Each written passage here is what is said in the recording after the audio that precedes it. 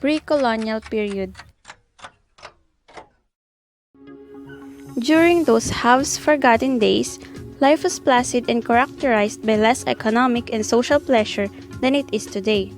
The Philippines had prosperous economy even before they were colonized by Spaniards. The archipelago was a generous habitat for our ancestors, given its vast land, marine, and forest resources. Agriculture.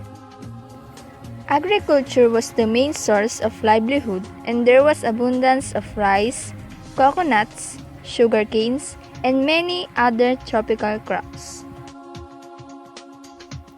Early Filipinos were good agriculturists.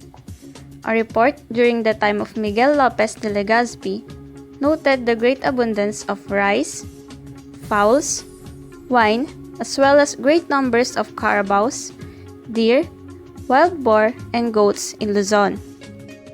Land cultivation. Land cultivation was done in two ways, kaingin and tillage. Kaingin, or also called the slash and burn method. It is an agricultural technique that involves the cutting and burning of plants in forests or woodlands to create fields.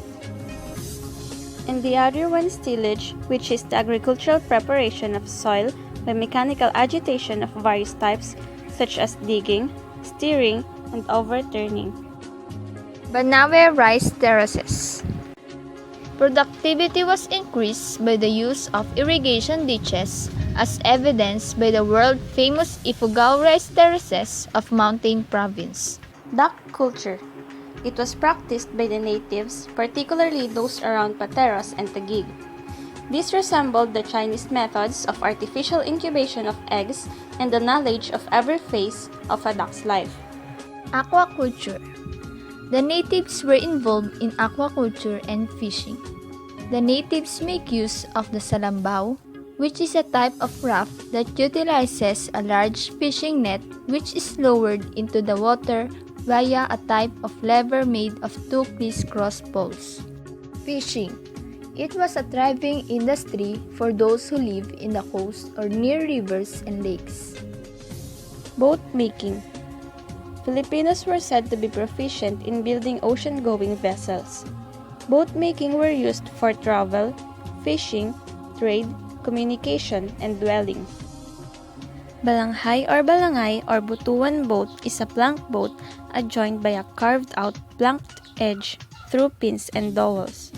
It is known as the oldest pre-Hispanic watercraft found in the Philippines. Lumbering.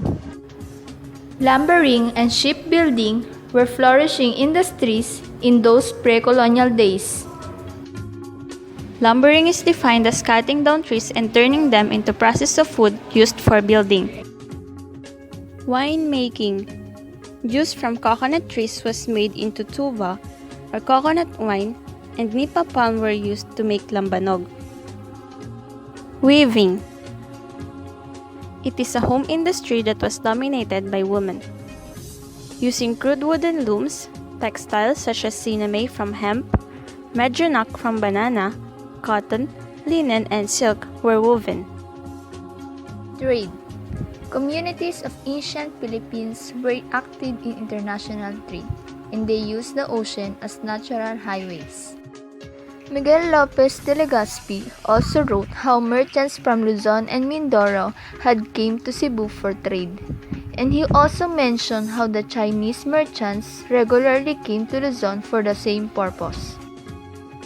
We've all been taught that before the Spanish galleon trade, the pre-colonial Filipinos had already established trading and diplomatic relations with countries as far away as the Middle East. Barter system. It is a trading by exchange of commodities without the use of money. Records show that Chinese merchants came to the Philippines to trade porcelain, silk, and metal were in exchange for gold pearls and medicinal plants, which the Philippines is naturally rich in. Land ownership. Land was commonly owned by the community known as barangay. This is a small unit of government consisting of 30 to 100 families administered by the chiefs. Everyone in the barangay, regardless of status, had access on the land and mutually shares resources and the fruits of their labor. They believed in and practiced the concept of stewardship, where relationship between man and nature is important. Mining. Mining in the Philippines began around 1000 BC.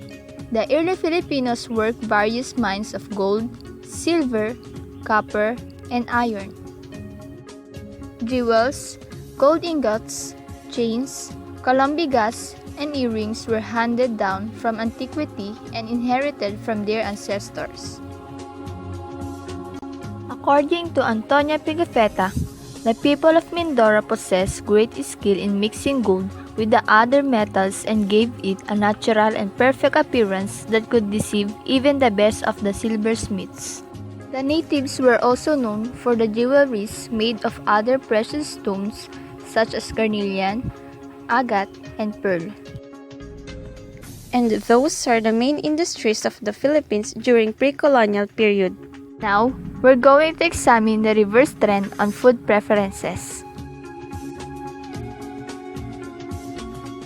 There is a reverse trend on their food preferences before and now.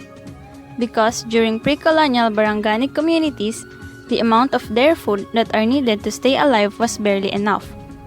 Unlike now, we have abundance of foods because we created something useful.